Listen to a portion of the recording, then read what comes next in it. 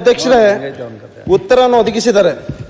ಇವತ್ತು ನಮಗೆ ಹುಬ್ಳಿ ಧಾರವಾಡ ಮಹಾನಗರ ಪಾಲಿಕೆ ವಿಭಜನೆ ಮಾಡಿ ಧಾರವಾಡ ಪ್ರತ್ಯೇಕ ಮಹಾನಗರ ಪಾಲಿಕೆ ಮಾಡಬೇಕಂತೇಳಿ ಬಹುಶಃ ಇದರಿಂದ ಎಲ್ಲೋ ಒಂದು ಕಡೆ ಹುಬ್ಳಿ ಧಾರವಾಡ ಒಂದು ಅಭಿವೃದ್ಧಿ ಪಥ ವೇಗ ಹೆಚ್ಚುತ್ತದೆ ಅನ್ನುವಂಥ ಒಂದು ದೂರದೃಷ್ಟಿ ಇಟ್ಕೊಂಡು ನಾವು ಬಹುಶಃ ಕಳೆದ ಬಾರಿ ನಾನಾಯಿತು, ವಿನಯ್ ಕುಲಕರ್ಣಿ ಅವರಾಯಿತು, ಪಕ್ಷಾತೀತವಾಗಿ ಅರವಿಂದ್ ಬೆಲ್ಲದ್ದು, ತೆಂಗಿನಕಾಯಿ ಎಲ್ಲರೂ ಕೂಡ ಇದನ್ನು ಒತ್ತಾಯ ಮಾಡಿದ್ವಿ ನಿಮ್ಮ ಮೇಲೆ. ಅದು ವಿಶೇಷವಾಗಿ ಸಚಿವರಿಗೆ ಒತ್ತಡ ಹಾಕಿ ನೀವು ಕೂಡ ಅದಕ್ಕೆ ಸ್ಪಂದಿಸಿ 2 ಜನವರಿ 2025 ಕ್ಯಾಬಿನೆಟ್ನಲ್ಲಿ ಅನುಮೋದನೆ ಮಾಡಿಕೊಡ್ತೀರಿ.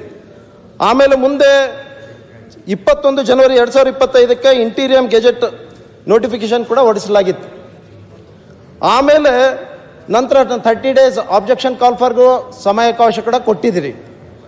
ನಂತರ ಫೈನಲ್ ಗೆಜೆಟ್ ನೋಟಿಫಿಕೇಶನ್ ಮಾಡಿ ಮೇ 2025 ಇದನ್ನ ರಾಜ್ಯಪಾಲರಿಗೆ ನೀವು ಕಳಿಸ್ತೀರಿ ಅಂಕಿತ ಹಾಕ್ಲಿಕ್ಕೆ. ಆದರೆ ಇವತ್ತು 7 ತಿಂಗಳಾದರೂ ಕೂಡ ಎಲ್ಲಿ ಕೂಡ ಇಲ್ಲಿವರೆಗೆ ಕೂಡ ಅದು ಆಗ್ತಾ ಇಲ್ಲ. ನೀವತ್ತು ಗ್ರೇಟರ್ ಬೆಂಗಳೂರು ಮಾಡ್ಬೇಕಂತಂದ್ರೆ ಒಂದು ಮಹಾನಗರ ಪಾಲಿಕೆಯನ್ನು 5 ಭಾಳ ಸರಳವಾಗಿ ವಿಂಗಡಣೆ ಮಾಡಿಬಿಡ್ತೀರಿ. ನಮ್ದು ಮಾತ್ರ 7 ತಿಂಗಳಾದರೂ ಕೂಡ ಬರೀ ಆನ್ಸರ್ ಕೊಟ್ಟು ರಾಜ್ಯಪಾಲರಿಗೆ ಕಳಿಸಿದ್ವಿ ಅಂತೇಳಿ ಕೂತ್ಕೊಂಡ್ರೆ ಆಗೋದಿಲ್ಲ. ಅಟ್ಲೀಸ್ಟ್ ಕ್ಲಾರಿಫಿಕೇಶನ್ ಬೇಕಲ್ಲ, ಯಾಕೆ ಆಗ್ತಾ ಇಲ್ಲ? ಇದನ್ನೆಲ್ಲ ಭಾಳ ದೊಡ್ಡದಾಗಿ ಕೂಡ ನಮ್ಮ BJP ಸ್ನೇಹಿತರು ನೀವು ಮಾತಾಡಿದ್ರಿ, ತೆಂಗಿನಕಾಯಿ ಅವ್ರು ಮಾತಾಡಿದ್ರು, ನಮ್ಮ ಅರವಿಂದ್ ಬೆಲ್ಲದವ್ರು ಮಾತಾಡಿದ್ರು. ಈಗ ಯಾಕೆ ಚಕಾರ ಎತ್ತಾ ಇಲ್ಲ? ರಾಜ್ಯಪಾಲರ ಅಂಗಳಕ್ಕೆ ಅಲ್ಲೇ ಚಕಾರ ಎತ್ತಾ ಇಲ್ಲ. ಒಂದ್ ನಿಮಿಷ ಕೂತ್ಕೊಳ್ಳಿ, ನಾನು ಹೇಳ್ತೇನೆ. ನೀವು ಯಾಕೆ ಮಾತಾಡ್ತೀರಿ? ನೀವು ಫಸ್ಟ್ ಅಲ್ಲಿ ಕೇಳಿ, ಅವ್ರಿಗೆ ಕೇಳ್ತಾ ಇದ್ದೀನಿ. ಆಯ್ತು, ಮತ್ತೆ ಅಲ್ಲಿ ಯಾಕೆ ಮಾತಾಡ್ತೀರಿ? ಅವ್ರು ಎತ್ ನಿಲ್ತಾ ಇದಾರೆ, ನೀವು ಕೇಳಿದ್ರೆ ಆನ್ಸರ್ ಕೊಡ್ಬೇಕು. ಅವ್ರು ಹೇಳ್ತಾ ಇದ್ದಾರೆ ಕೇಳಿ ಏನಾಗ್ಬೇಕಂತ ಹೇಳಿ. ಸರ್ ನಾವು ಮಾತಾಡುವಾಗ ಯಾವಾಗ ಹಿಂಗೆ ಮಾಡಿಬಿಡ್ತೀರಿ, ಮಾತಾಡಕ್ಕೆ ಕೂಡ ಅವಕಾಶ. ಪ್ರಶ್ನೆ ಕೇಳಿ, ಅವ್ರ ಮೇಲೆ ಬಹಳ ಪ್ರೀತಿ ಅದಿರಿ, ಅವ್ರಿಗೆ ಅಲ್ಲಿ ಯಾಕೆ ನೀವು ತೋರಿಸ್ತೀರಿ? ಪ್ರಶ್ನೆ ಕೇಳಿ ಏನಂತ ಹೇಳಿ. ಸರ್ ಅದಕ್ಕೆ ನಂದೇನೊಂದು ಅಂದ್ರೆ ಈ ಒಂದು ಏನು ಪ್ರತ್ಯೇಕ ಪಾಲಿಕಾ ಆಂದೋಲನಾ ಸಮಿತಿ ಅಧ್ಯಕ್ಷರು ಮೊನ್ನೆ ಒಂದು ಟೈಮ್ಸ್ ಆಫ್ ಇಂಡಿಯಾದಾಗ ಮೊನ್ನೆ ಒಂದು ಇದು ಬಂದಿದೆ. ಅದರಲ್ಲಿ ಏನು ಪತ್ರಿಕೆಯಲ್ಲಿ ಏನು ಕೊಟ್ಟಿದ್ದಾರೆ ಅಂದ್ರೆ ಬಿಜೆಪಿಯ ಪ್ರಭಾವಿ ಮುಖಂಡರು ಒತ್ತಡದ ಮೇಲೆ ಇದು ಪ್ರಸಾದ್ ಅಲ್ಲೇ ಇದೆ. ಪ್ರಶ್ನೆ ಕೇಳಿ ಅವರೇ. ಅಲ್ಲೇ ಹೇಳ್ತಾ ಇದ್ದೀನಿ ಸರ್. ಅದೇನೆ ನೀವು ನಿಮ್ಮ ಪ್ರಶ್ನೆ ಈಗ ಅದಕ್ಕೆ ಇನ್ನೂ ಮಠ ಆ ಕಡತ ವಿಲೇವಾರಿ ಆಗಿಲ್ಲ. ಯಾಕಾಗಿಲ್ಲ? ಕನಿಷ್ಠ ಪಕ್ಷ ನಿಲ್ರಿ ಸರ್, ನಾನು ಹೇಳೋದು ಕಂಪ್ಲೀಟ್ ಆದ್ರೂ ಮಾಡ್ರಿ. ಏನು ಮಾತಾಡಕ್ಕೆ ಕೊಡಂಗಿಲ್ಲ ನೀವು ಸರ್. ಕೇಳ್ರಿ, ಈಗ ಇದಕ್ಕೆ ನಾವು ಅಲ್ಲಿ ಹೋಗೈತಿ 7 ತಿಂಗಳಾದ್ರೂ ಯಾಕೆ ಆನ್ಸರ್ ಬಂದಿಲ್ಲ ಅಂತಂದ್ರೆ ಕನಿಷ್ಠ ಪಕ್ಷ ನೀವು ನಗರಾಭಿವೃದ್ಧಿ ಸಚಿವರು, ನಮ್ಮ ಜಿಲ್ಲಾ ಉಸ್ತುವಾರಿಗಳು ಸಂತೋಷ್ ಲಾಡ್ ಅವರು ಒಂದು ಕಮಿಟಿ ಮಾಡಿ ಒಂದು ಡೆಲಿಗೇಷನ್ ತಗೊಂಡು ಹೋಗ್ಬೇಕಲ್ಲ. ಯಾಕಾಗಿಲ್ಲ? ಏನಾಗಿದೆ? ಏನು ಕ್ಲಾರಿಫಿಕೇಶನ್ ಆದ್ರೆ ಕೇಳಬೇಕಲ್ಲ. ಸುಮ್ಮನೆ 7 ತಿಂಗಳಾಯ್ತು, ಒಂದು ವರ್ಷ ಆದ್ರೂ ಕೂಡ ಅವ್ರು ಕಳ್ಸಂಗಿಲ್ಲ. ಪ್ರತ್ಯೇಕ ಮಹಾನಗರ ಪಾಲಿಕೆ ಆಗೋದಿಲ್ಲ. ಒಂದ್ ಕಡೆ ಇವರೆಲ್ಲ ಮಾತಾಡ್ತಾರ ಆಗ್ಬೇಕು ಅಂತೇಳಿ ಬಹಳ ದೊಡ್ಡ ದನಿಯಲ್ಲಿ ಹೇಳ್ತೀರಿ, ಹಿಂದಲಿಂದ ಬೇರೆ ತರ ಆಟ ಆಡ್ತೀರಿ.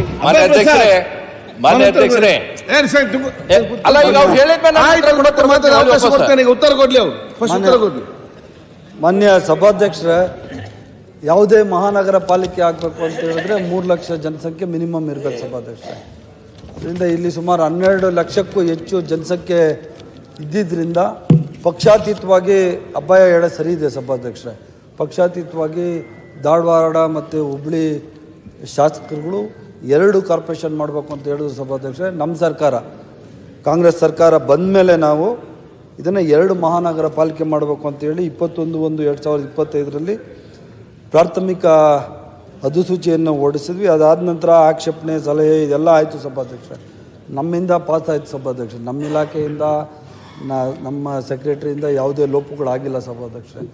ನಾನೇನು ಕರ್ತವ್ಯ ಮಾಡಬೇಕೋ ನಾನು ಮಾಡಿ 2 ಕಾರ್ಪೊರೇಷನ್ ಮಾಡಿ ಸ್ಪ್ಲಿಟ್ ಮಾಡಿ ಇದು ಗವರ್ನರ್ ಅವರ ಅಂಕಿತ ಆಗಬೇಕಾಗ್ತದೆ ಸಭಾಧ್ಯಕ್ಷರೇ. ಅಭಯ ಹೇಳಿ ಸರಿ ಇದೆ ಸಭಾಧ್ಯಕ್ಷರೇ. 7 ತಿಂಗಳಾಗಿದೆ ಸಭಾಧ್ಯಕ್ಷರೇ. ಮಾನ್ಯ ರಾಜ್ಯಪಾಲರ ಹತ್ರ ಫೈಲ್ ಇದೆ ಸಭಾಧ್ಯಕ್ಷರೇ. ನಾನು ಇದನ್ನು 2 ಸರಿ ಹೇಳಿದೆ ಸಭಾಧ್ಯಕ್ಷರೇ. ಲೆಟರ್ ಸಹ ಬರೆದ್ವಿ ಸಭಾಧ್ಯಕ್ಷರೇ. ಆದರೆ ಈವರೆಗೂ ಅದು ಕ್ಲಿಯರ್ ಆಗಿ ಬಂದಿಲ್ಲ ಸಭಾಧ್ಯಕ್ಷರೇ. ನಾನು ಮನವಿ ಏನು ನಮ್ಮ BJP ಸ್ನೇಹಿತರ ಹತ್ರ ಏನು ಮಾಡ್ಕೊತಾ ಇದ್ದೀನಿ ಅಂದರೆ, ದಯವಿಟ್ಟು ರಾಜ್ಯಪಾಲರ ಹತ್ರ ನೀವೆಲ್ಲ ನೀವು ಕರ್ಕೊಂಡು ಹೋಗೋಣ. ಅಭಯ ಪ್ರಸಾದ್, ನಿಮ್ಮ ನೇತೃತ್ವದಲ್ಲಿ ಎಲ್ಲ ಶಾಸನ ಕರ್ಕೊಂಡು ಹೋಗಿ ಅದೇ ಹೇಳಕೊಟ್ಟೆ ಸಭಾಧ್ಯಕ್ಷರೇ. ದಯವಿಟ್ಟು ನಮ್ಮ ಬಿಜೆಪಿ MLAs ಮತ್ತೆ ಅಬ್ಬಾಯ ನಮ್ಮ ಕಾಂಗ್ರೆಸ್ MLAs 5 ಜನ ಇದ್ದಾರೆ. ಮತ್ತು ಸೆಂಟ್ರಲ್ ಮಿನಿಸ್ಟ್ರು ಜೋಶಿ ಸಾಹೇಬರು ಸಹ ಇದ್ದಾರೆ ಸಭಾಧ್ಯಕ್ಷರೇ. ಇವರೆಲ್ಲ ಜೊತೆ ನಾನು ಹೋಗ್ಲಿಕ್ಕೆ ಸಿದ್ಧ ಇದ್ದೀನಿ ಸಭಾಧ್ಯಕ್ಷರೇ. ಟೈಮು ಡೇಟು ಫಿಕ್ಸ್ ಮಾಡಿಕೊಡ್ತೀನಿ.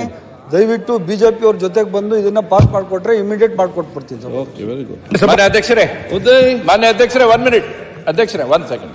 ಉದಯ್ ಆಯ್ತು, ಕೊಟ್ರು.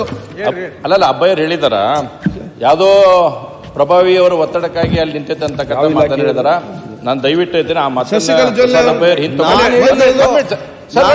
ಸಚಿವ ಯಾರು? ಅಲ್ಲಲ್ಲ, ಪ್ರಭಾವಿ ಇಲ್ಲ ಆಯ್ತು, ನೀವು ಮಾತಾಡಬೇಡಿ. ಅವ್ರಿಗೆ ಹೇಳಿದ್ದಕ್ಕೆ ಉತ್ತರ ಆಯ್ತು, ಅವ್ರು ಹೇಳ್ತಾರೆ, ಅವ್ರ question ನೋಡಿ, ಒಂದೇ ಹೇಳಿದ್ದಾರೆ. ನೀವು ಯಾವುದೇ ಪ್ರಭಾವಿ ಯಾವುದೇ ಪ್ರಭಾವ ಆಗಲಿ, ಪ್ರಭಾವ ಆಗಲಿ, ಯಾಕೆ ನಮ್ಮ ಕಡೆ ಅಂತ ಆಗಿಲ್ಲ. ನಾವು ಬಹಳ ಸ್ಪಷ್ಟವಾಗಿ ಹೇಳ್ತೀವಿ. ಆಯ್ತು. ಅದಕ್ಕೆ ದಯವಿಟ್ಟು ನಂದು ಅರ್ಥ ಮಾಡ್ಕೊಂಡಿಲ್ಲ ನೀವು. ಇದು ನನ್ನ ಅಪಾದನೆ ಅಲ್ಲ, ಒಂದು ಆಂದೋಲನಾ ಸಮಿತಿ ಅಧ್ಯಕ್ಷ ಅಪಾದನೆ. ನೀವು ಯಾಕೆ ಚರ್ಚೆ ಮಾಡ್ತೀರಿ? ಸುಮ್ಮನೆ ನೀವು ಚರ್ಚೆ ಮಾಡ್ತೀರಿ. ಅಲ್ಲ ಸರ್, ಈಗ ನನ್ನ ಅಪಾದನೆ ಅಲ್ಲಲ್ಲ. ಅವ್ರ ಪ್ರಶ್ನೆ ಕೇಳಿದ್ರು ಅಂತ ವಿನಾಕಾರಣ ಯಾರ ಹೆಸರನ್ನು ಹೇಳಿದ್ದಾರೆ? ರಾಜ್ಯಪಾಲ ನಿಮ್ಮ ಜೋಶಿ ಪಾಟೀಲ್ ಅವರು ನಂದಲ್ಲದು. ಆಂದೋಲನಾ ಸಮಿತಿ ಅಧ್ಯಕ್ಷ ಅಪಾದನೆ ಮಾಡಿದ್ದಾರೆ. ಆಯ್ತು, ಕೂತ್ಕೊಳ್ಳಿ. ಅಧ್ಯಕ್ಷರೇ, ಉತ್ತರವನ್ನು